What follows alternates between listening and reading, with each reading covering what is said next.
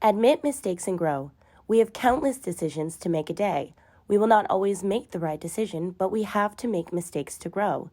It's willing to admit you've made a mistake and to grow from that experience is what's important. If we don't make mistakes, that means we're not pushing far enough with our ability. This is Diamond, and he is one of our best guaranteed financing specialists. He doesn't just guarantee approvals, he guarantees he will always be dedicated, driven, and when in the midst of a mistake or setback, he will keep true to himself, honest, and continue to learn and grow. So I stop, breathe, just to make sure I don't panic, because if I panic, I make more mistakes, create a bigger problem. So you got to analyze the problem at hand, figure out what I did wrong, and then try to figure out how to, fix it on the lowest level possible without getting too many people involved. Because if I get more people involved, I don't grow. Because if you don't make mistakes, that means there's no obstacles in front of you. Without obstacles, you become complacent, you start getting lazy, you think you know it all. So you always need that reminder that, hey, like Cody says to me all the time, brilliance in the basics.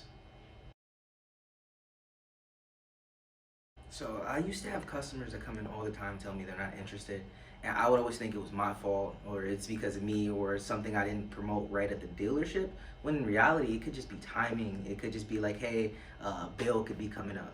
So I started learning to say, well, if anything does changes, I hope I'm the first person you call.